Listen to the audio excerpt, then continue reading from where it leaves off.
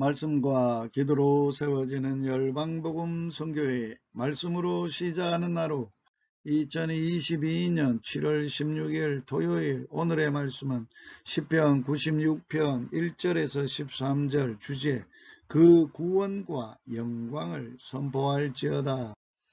여호와는 광대하시니 지극히 찬양할 것이요 그러나 우리는 자기 마음에 따라 기분 나는 대로 찬양하는 경우가 많습니다.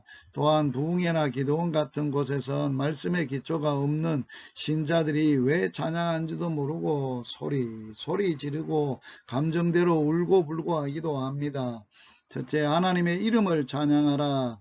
인생들은 오직 하나님의 이름만을 찬양해야 그 영혼이 자유와 기쁨과 만족을 누립니다. 그러나 물질과 육체 따위를 찬양하다가 귀신에 들려 신음하는 자들이 바로 현대인들입니다. 둘째, 하나님의 구원을 찬양해야 합니다. 하나님께서 행하신 사역은 죄악된 인생들을 사랑하셔서 구원을 베푸신 사역입니다.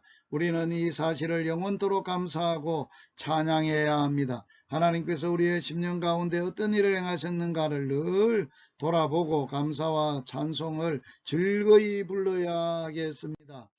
하나님의 영광과 존귀와 능력과 위엄을 찬양해야 합니다. 하나님의 영광과 존귀와 찬양을 세세토록 받으시기에 합당하신 분입니다. 만물과 그 가운데 우리의 인생들을 지으신 목적은 하나님의 지극한 사랑을 전하시고 모든 만물의 찬양을 받으시고자 함입니다. 지극히 높으신 곳에서 영광과 존귀와 능력과 위엄을 찬양받으실 분이십니다. 하나님을 찬양하는 인생만이 삶의 목적을 깨닫게 됩니다. 하나님의 통치하심을 찬양하라.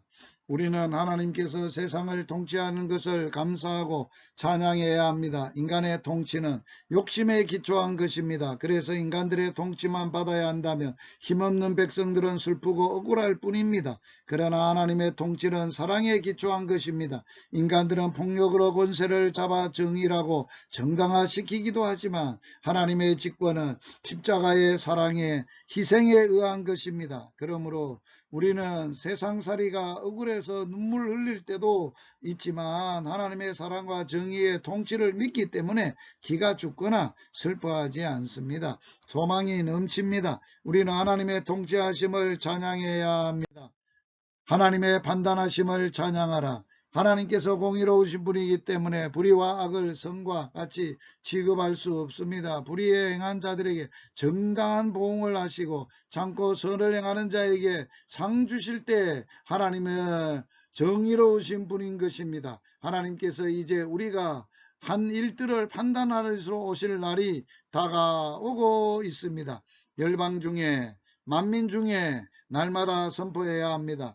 우리는 이상과 같은 이유로 하나님을 찬양해야 될 뿐만 아니라 이상과 같은 이유로 세상 만방에 하나님을 선포해야 합니다. 그의 구원의 기쁜 소식을 날마다 전파해야 합니다. 하나님의 행하신 구속의 은혜를 전파하는 책임이 하나님을 찬양하는 자들에게